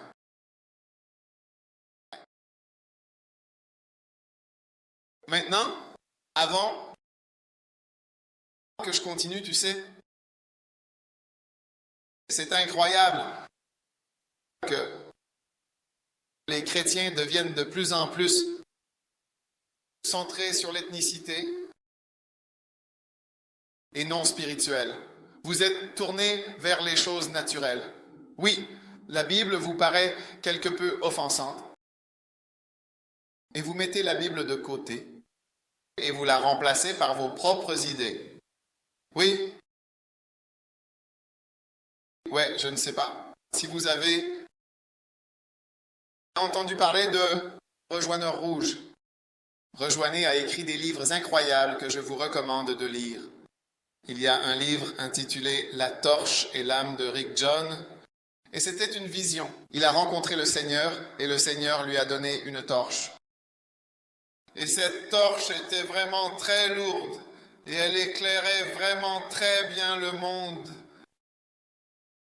Et il la lui a donnée. Et il a dit, c'est ta mission, ta commission. Je te commissionne avec cette torche. Il marchait sur la plage lorsque le Seigneur lui a donné la torche. Maintenant, alors que le Seigneur marchait, il tenait l'épée. Ce qui s'est passé, c'est que le Seigneur faisait quelques pas. Il se trouvait à la distance du Seigneur avant de le rattraper. Ce qu'il a remarqué, c'est que lorsque le Seigneur était devant et que lui, la distance augmentait entre lui et le Seigneur, la torche devenait plus lourde. La torche devenait de plus en plus lourde, à porter que ce que le Seigneur lui avait dit. Plus il y a de distance entre nous, plus lorsque tu marches loin de moi, ma mission devient très pénible et lourde. Et c'est ce qui s'est produit dans toutes les églises du monde entier. La présence du Seigneur s'est éloignée de l'Église. Et à mesure qu'ils se sont éloignés de Dieu, la parole de Dieu est devenue plus pénible, plus difficile même à croire. Et ils ont fini par déposer la torche que le Seigneur leur avait donnée et ont pris une autre lumière, et vous portez une lumière différente.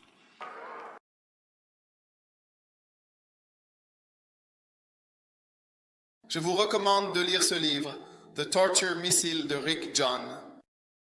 Aujourd'hui même, l'Église, la Sainte Église, a mis de côté la précieuse torche que Dieu nous avait gracieusement donnée, et il est devenu vraiment difficile de la porter avec fierté. C'est presque impossible quand on dit « Donne-toi à Jésus et perds quelque chose pour Dieu ». Cela devient comment? Comment cela peut-il être possible? Aller dans le monde entier, certains d'entre vous ne peuvent même pas imaginer de Vintum à Tatima Mulilo, vous ne pouvez même pas aller à Katima. Quand il a dit « Allez dans le monde entier », c'est trop loin pour vous. Waouh! Cela vous semble impossible alors que vous êtes en Namibie. Cela vous paraît étrange? Parce que sa permission et sa mission pour vous, lorsque vous n'êtes pas proche de lui, semblent presque impossibles. J'étais récemment quelque part avec des prêtres. Tout le monde avec moi était prêtre, tout le monde. Nous dînions avec un prêtre d'une église dont le nom commence par une des lettres de l'alphabet. Je ne vais pas mentionner tout le monde, tout le monde.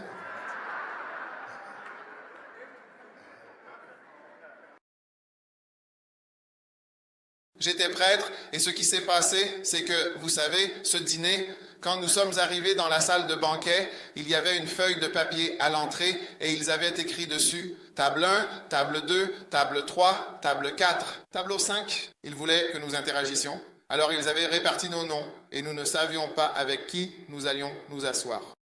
Mais tout le monde allait être prêtre et moi aussi je suis prêtre, donc je suis entré numéro, peu importe, numéro 5, je crois qu'il avait mis 5. Donc quand je suis arrivé, on était tous assis autour. Et en commençant à discuter, j'ai demandé à l'un des prêtres, j'ai dit, est-ce que tu crois à l'histoire que Jésus a racontée sur le riche et Lazare? Il a dit, moi je ne crois pas. Je ne crois pas à ça. J'ai dit, est-ce que tu crois qu'il existe un enfer? Il a dit, je ne pense pas qu'il y ait quelque chose comme l'enfer. C'est quelque chose que Dieu essayait d'avoir. Porter l'âme comme une parabole ou une sorte d'allégorie, tu vois, pour que tu aides les gens à redresser leur vie. J'ai dit, waouh.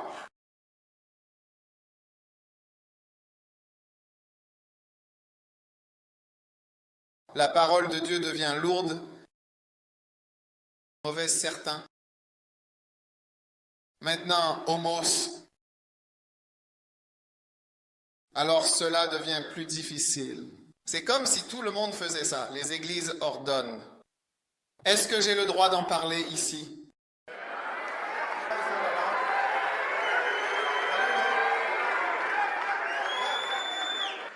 C'est l'un des sujets, c'est l'un des problèmes chez les chrétiens. Oui. Et je veux te montrer, avant de revenir à ce que j'allais te montrer, dis-moi, Juis. Très bien, d'accord. Rapidement.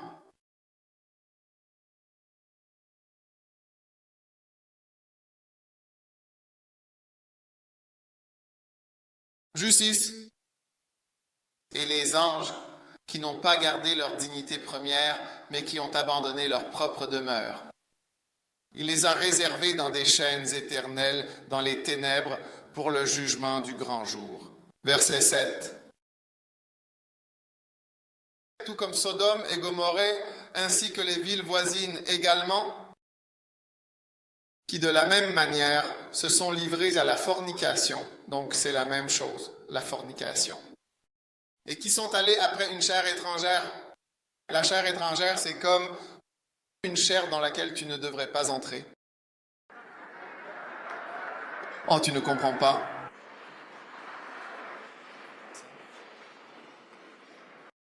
Écoute, s'il te plaît. Écoute, elles sont données en exemple. Dieu les a données en exemple. Dieu les a données en exemple. Subissant la peine d'un feu éternel, éternellement et sans fin. Alors, Derek Prince, je l'ai entendu dire ça. une fois. Qui connaît Derek Prince? Ouais. Je l'écoutais prêcher l'autre jour. Je l'écoute. Lui, tout le temps, très souvent.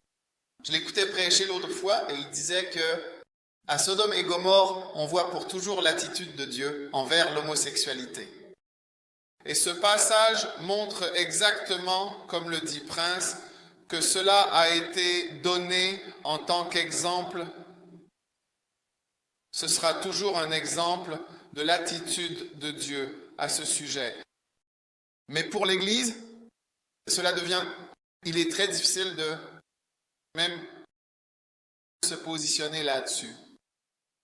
Et aujourd'hui, on voit des pasteurs, des prêtres, des églises qui ordonnent des personnes homosexuelles comme ministres.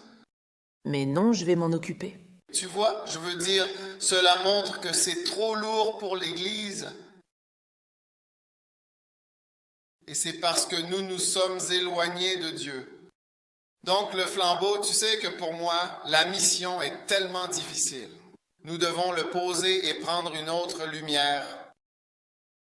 Et porter une lumière différente avec un message différent de celui que Dieu nous a donné.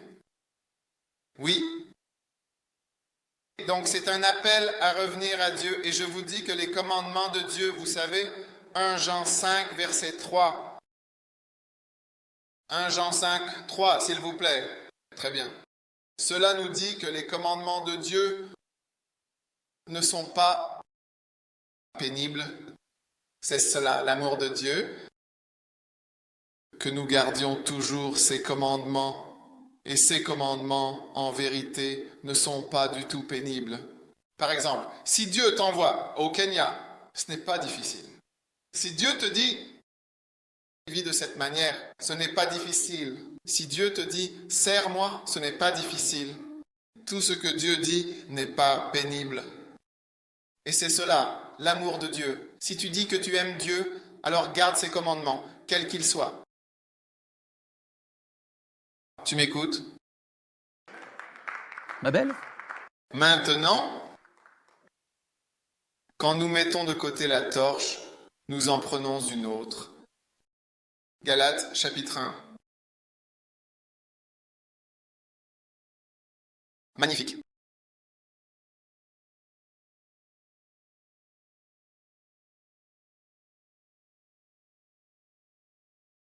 Galates, chapitre 1. Galates 1, verset numéro 6. Je prêche simplement sur le mystère de la volonté de Dieu. Remarquez, je m'étonne que vous vous détourniez si rapidement de celui qui vous a appelé. Je suis surpris. Vous vous êtes détourné de celui qui vous a appelé en Christ.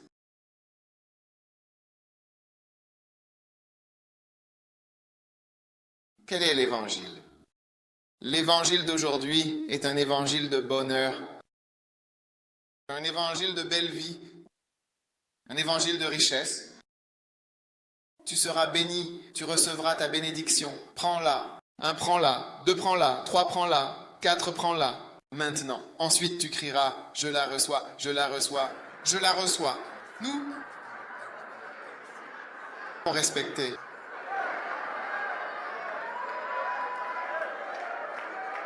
Tout l'évangile que nous avons, c'est recevoir des choses. La bonne nouvelle de devenir riche. La bonne nouvelle d'une vie réussie, heureuse, agréable, où tout va bien. Ce n'est pas l'évangile que je connais. L'évangile que je connais, c'est que Dieu a tant aimé le monde qu'il a donné son Fils unique afin que quiconque croit en lui ne périsse pas, mais ait la vie éternelle. C'est cela l'évangile que je connais. C'est l'évangile que je connais. L'évangile que je connais, c'est d'aller dans le monde entier et de prêcher l'évangile de Jésus-Christ à toute créature, à toute nation, à tout peuple. C'est ce que je sais. Je considère l'évangile.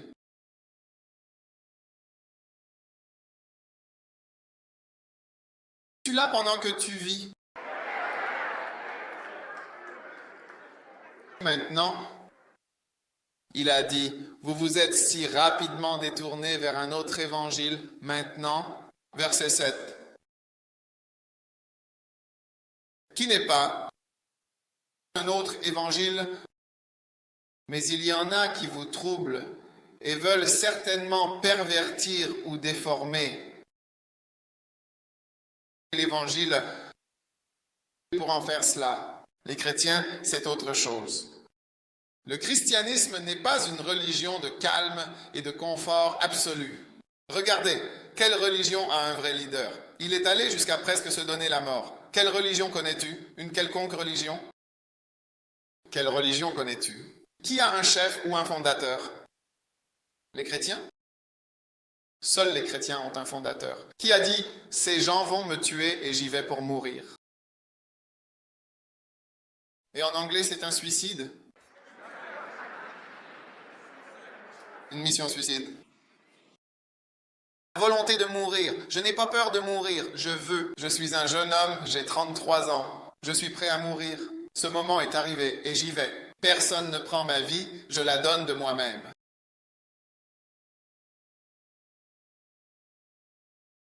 Remarquez. Galates 3, où sommes-nous? Qui est là? Galates 1, oui, Torah. Ils veulent l'empêcher. Regardez le verset 8. Regardons le verset 8. Magnifique. Nous allons au verset 9, verset 8. Maintenant, écoutez à quel point Paul parle avec force. Même si nous, ou un ange venu du ciel peut-être, annoncions un autre évangile, cela pourrait être une très belle femme qui prêche cet évangile. Cela pourrait être un homme très séduisant qui prêche cet évangile. Pourrait venir d'un pays dont le nom commence par A, B ou C. Quel que soit le pays, même si c'est au nom d'un prophète. Même si c'est n'importe quel ange jusqu'à un ange. Prêchez-vous exactement un autre évangile que celui que nous vous avons prêché, qu'il soit maudit. C'est fort. Vous voyez, il y a un problème dans l'Église. On parle d'argent, et avant même que ce soit un problème, on prêchera tout le temps sur l'argent sans en avoir. Oui, certaines personnes pensaient que si on disait qu'on ne devait pas prendre d'offrande, on ne pourrait pas venir ici. Pas besoin d'offrande pour venir. Nous n'avons pas besoin d'offrande. Ce que je fais, je vais le faire.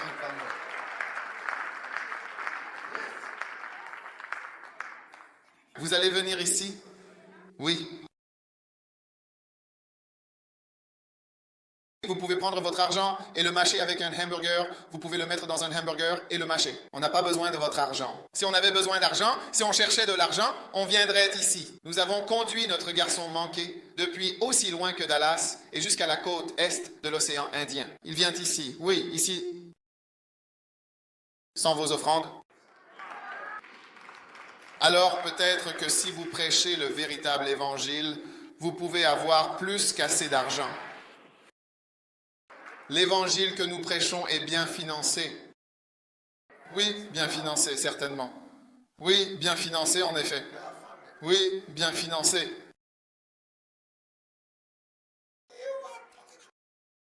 Être plus pauvre signifie toujours avoir besoin de plus d'argent. Ne remarques-tu pas que le type de prédication que tu fais te rend pauvre?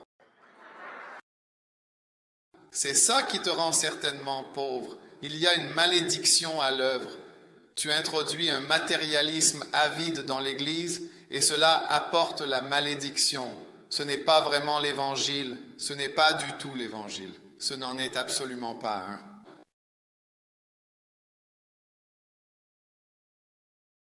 Comme nous l'avons dit, regarde. Il ne cesse de poursuivre. Il ne cesse d'embrasser tendrement et doucement. Tu sais, les gens connaissent la malédiction de Cham ou la malédiction de Noé, celle-ci concerne celui-là. Mais les gens ne connaissent pas la malédiction de Paul. Malédiction de Paul sur ceux qui prêchent. Un parfait regarde comme nous l'avons dit auparavant. Donc je le dis encore maintenant, je le répète encore une fois, si quelqu'un vous prêche un autre évangile que celui que vous avez reçu, et je le souligne très clairement, qu'il soit.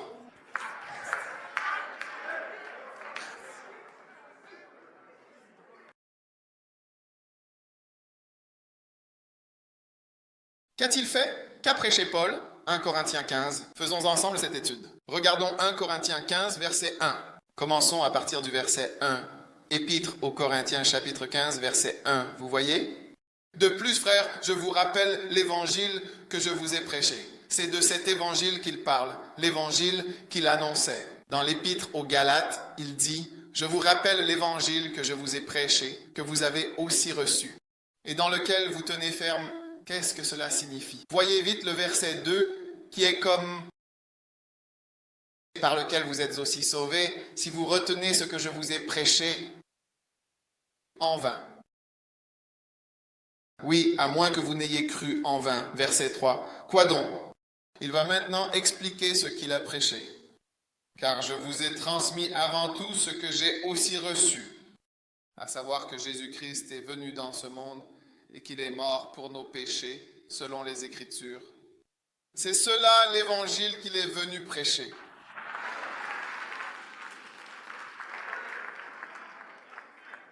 Et le verset 4. Et qu'il a été enseveli et qu'il est ressuscité le 3e jour, selon les Écritures. C'est cela la prédication de l'évangile qu'il a prêché aujourd'hui. Les gens ne peuvent pas prêcher l'évangile. J'ai un livre. Où est le livre? Qui connaît mes boucles? Tu l'as? Oui. Comment vous pouvez prêcher le salut? Et comment vous pouvez prêcher le salut pur? Les gens peuvent prêcher. 3 Jean 2, je souhaite par-dessus tout que tu prospères. Mais ils ne peuvent pas prêcher Jean 3, 16. Car Dieu a tant aimé le monde qu'il a donné son Fils unique, afin que quiconque croit en lui ne périsse point, mais qu'il ait la vie éternelle. Une fois, j'ai lu que D.L. Moody a prêché sur Jean 3, 16 pendant environ 6 semaines. Et moi, je prenais Jean 3, 16 pendant environ 6 semaines à peu près. Qu'est-ce que nous prêchons? Nous pouvons prêcher 3 Jean 2, 6 mois. 3 Jean 2, c'est « Je souhaite par-dessus tout que tu prospères, reçois-le, 1, reçois-le, 2, »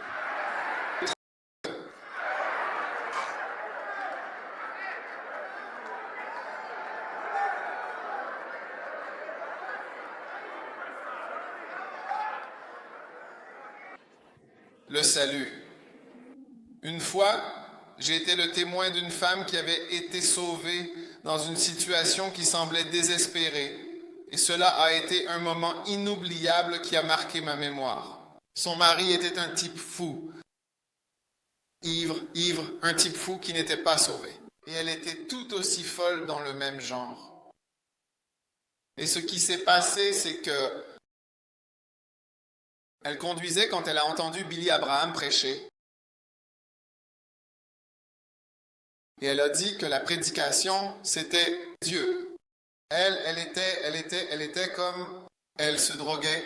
Tout ce qui apporte des problèmes, elle en faisait partie. Et elle a dit qu'elle avait entendu Billy Abraham prêcher. Billy Abraham prêchait. Il disait... Dieu prouve son amour envers nous en ce que, lorsque nous étions encore des pécheurs, Christ est mort. Elle l'avait entendu à la radio et elle a dit ceci, « Il me faut Jésus » et elle a donné sa vie à Jésus.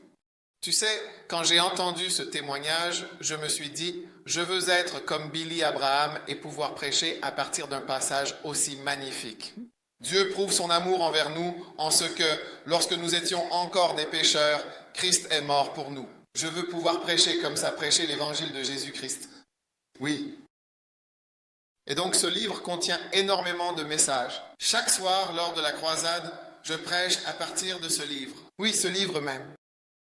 J'ai un message différent à chaque fois. J'en ai prêché des centaines, littéralement des centaines. Oui, Dieu a ordonné. Son amour en fait partie. Et je peux te prêcher un message qui te rendra heureux quand tu l'écouteras. J'ai beaucoup d'histoires à raconter, oui, sur toutes ces vérités merveilleuses, parce que quelqu'un m'a demandé quel est ton préféré. Et ma prédication préférée, c'est la prédication de l'Évangile. Quand je commence à prêcher là-dessus, je me sens très heureux. C'est comme si je parlais de ce qui me rend heureux, de Jésus, de comment il est mort pour moi, de comment il m'a sauvé et de comment il m'a lavé. Waouh, qu'est-ce qui pourrait être mieux que ça? Alléluia. Alors, soyons prudents, car le mystère de sa volonté, c'est de prêcher cela. C'est cela qui vous apportera l'argent. L'argent dont vous avez prêché à tort s'éloigne de vous, en réalité.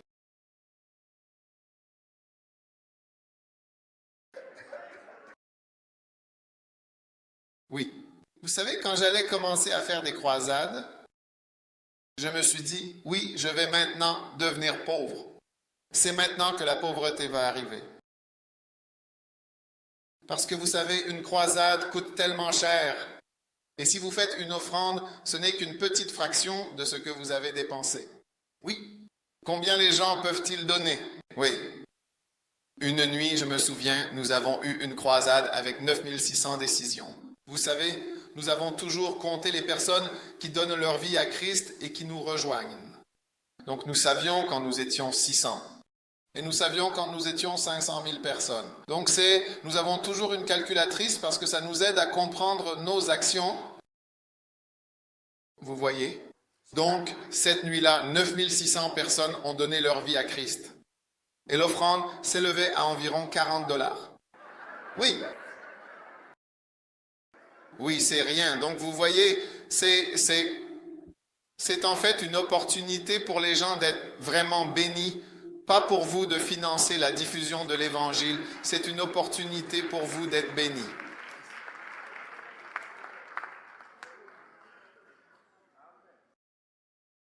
Tu es là? Tu pars?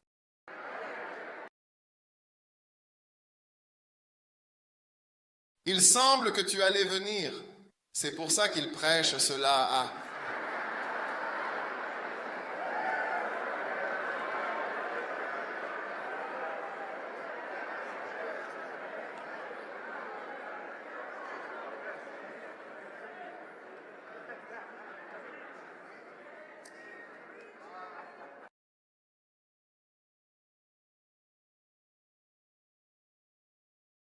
Amen. D'accord, alors allons-y. Maintenant, le mystère. Le mystère selon lequel ne pas chercher la richesse peut te rendre riche. Oui. Ne pas chercher la richesse est aussi un mystère. Matthieu 6, 33. Cherchez d'abord le royaume de Dieu et sa justice. Et toutes ces choses pour lesquelles les gens meurent, pour lesquelles les gens se battent, vous seront données en plus.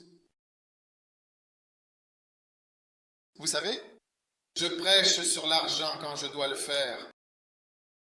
J'ai même un livre sur la dîme. Pouvez-vous m'aider, s'il vous plaît?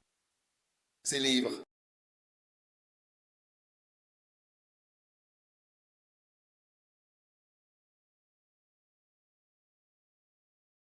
J'ai un livre sur la dîme. Celui-ci s'intitule « Pourquoi les chrétiens sans dîme sont pauvres ?» et comment les chrétiens qui donnent la dîme peuvent devenir riches. La dîme est la clé maîtresse de la prospérité de votre Église et de votre ministère. Et non les artifices. La dîme, oui, amen. Et non les investissements. Je n'ai aucun investissement. Je veux dire, comme dans les affaires, je n'ai pas d'entreprise, je ne fais pas de business.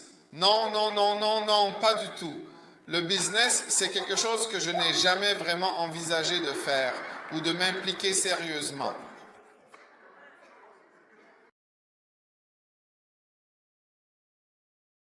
Mon affaire, c'est l'affaire de mon père.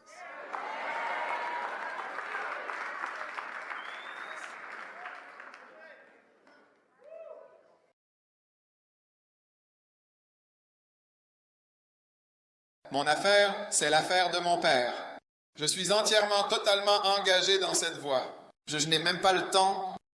Vous voyez, les gens sont contents de dire qu'ils font des affaires, qu'ils font ceci, qu'ils font cela. Ils font de la politique, du changement, du business, des chèques, ceci, cela. Quelque chose possible au début de votre ministère, quand il n'y a rien. Si vous êtes sérieux au sujet du ministère, tout ce que vous poursuivez jusqu'à sa fin logique, vous n'aurez plus de temps pour autre chose.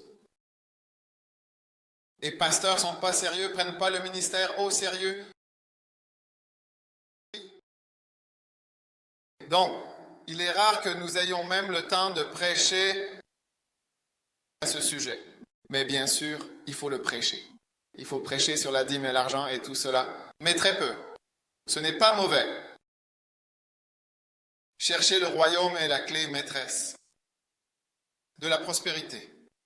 J'ai découvert qu'en me concentrant plutôt sur la recherche du royaume et la construction de l'Église, si vous me voyez négocier pour l'Église, vous penseriez que l'Église est mon propre corps. Je me bats pour l'Église, je me bats, j'achète des choses, je construis. Vous voyez? Plus d'une fois, des gens m'ont demandé si j'étais juif à cause de ma manière de négocier. Es-tu juif? Je ne suis pas juif chrétien. J'ai besoin que tu réduises le prix pour l'Église.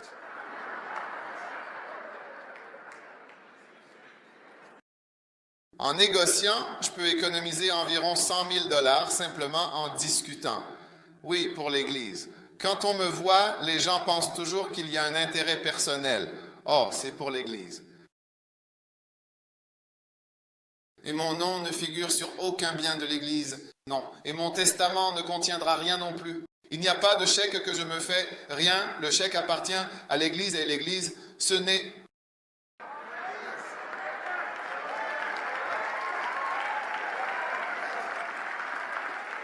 pas personnel, ce n'est pas une affaire personnelle, ce n'est même pas familial.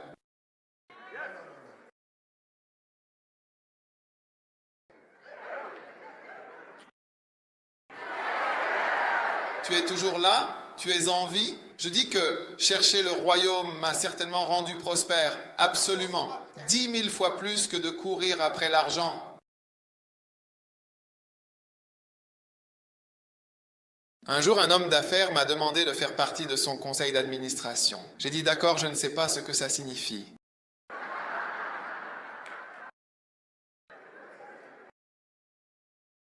Ensuite, il a commencé à m'apporter de l'argent. Je lui ai dit non, non, tu ne comprends pas. Ce n'est pas tout. Toi, tu collectes de l'argent. Moi, je peux être un ami, je ne suis pas obligé de payer.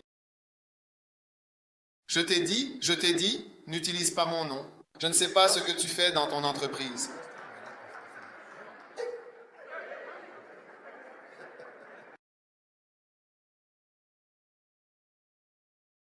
Tu es toujours là?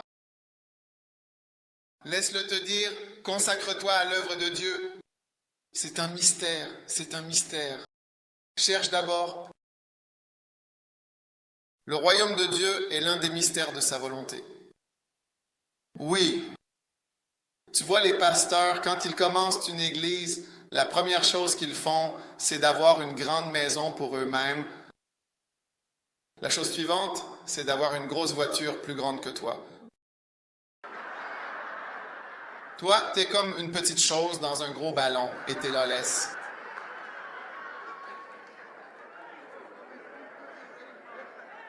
Laisse-moi monter sur scène, s'il te plaît. Amen.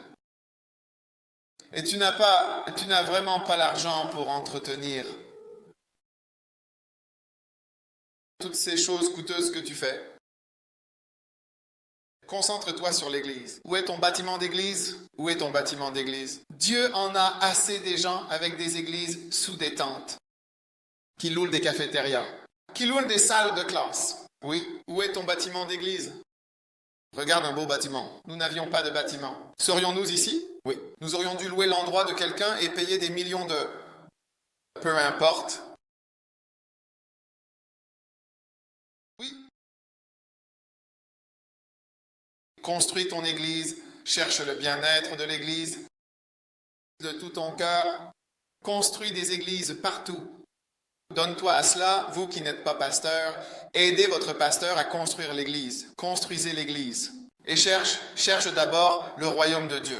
Et vois par toi-même quelle bénédiction c'est. Quand tu cherches le bien-être de l'Église, que l'Église est bien dirigée, il n'y a pas de confusion. Ta mort ne pourra jamais nuire à l'Église. Elle ne fera que permettre à l'Église de continuer plus belle. Lancez votre vidéo. Nous n'avons pas fini, mais je veux que nous prions sur le mystère de la volonté de Dieu pendant une seconde. Père, je te remercie infiniment pour tout ce que tu as fait. Et Jésus, je suis éternellement reconnaissant pour ta présence et ton amour inconditionnel.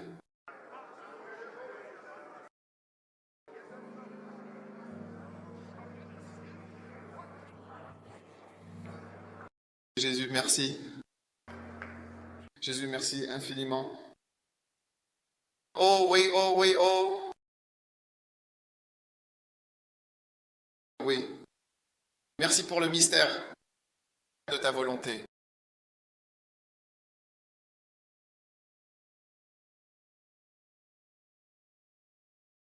Cela se fait. Il est temps qu'il s'en soucie.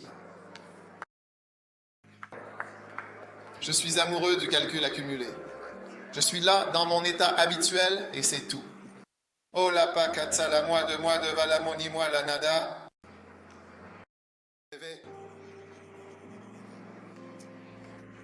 Vos mains et invoquez Dieu avec toute votre âme et votre cœur. Je veux suivre et je désire ardemment comprendre le profond mystère de ta volonté dehors où que tu sois. Louez le Seigneur. Je veux suivre le mystère de ta volonté. Je veux faire ta volonté. Je veux te servir, Seigneur. Le mystère de ta volonté. Le mystère de ta volonté est un mystère profond et complexe, un mystère qui nous échappe et nous intrigue, un mystère que nous cherchons à comprendre sans jamais vraiment... Je vais te révéler le mystère de ta volonté. Le mystère de ta volonté, le mystère de ta volonté, le mystère de ta volonté, le mystère de ta volonté. Oh, oui. Oh oui, oh oui, oh oui, oh oui, oh oui, oh oui, oh oui, oh oui, oh oui, oh oui, oh oui, oh oui. Je t'aime tellement. Et le lama, et le lama, et le lama, et le lama, et le lama, et deilebe, vedalama, vedalebe, vedalama, deibat, deibalos, chevalama. Merci, merci, merci. Et nous te louons. Levez les mains. Père, merci. Ta volonté s'accomplit concrètement. Tu nous conduis, Seigneur. Tu nous guides, Seigneur, même si ta volonté peut sembler mystérieuse. Seigneur, nous nous engageons à chanter pour le mystère de ta volonté et à nous réjouir de la volonté mystérieuse de Dieu. Et nous te remercions car cela va nous conduire dans un bon endroit, au centre de ta volonté. Nous te donnons les faits, Seigneur. Nous te louons, Père, au nom de Jésus, et tout le monde a crié Amen.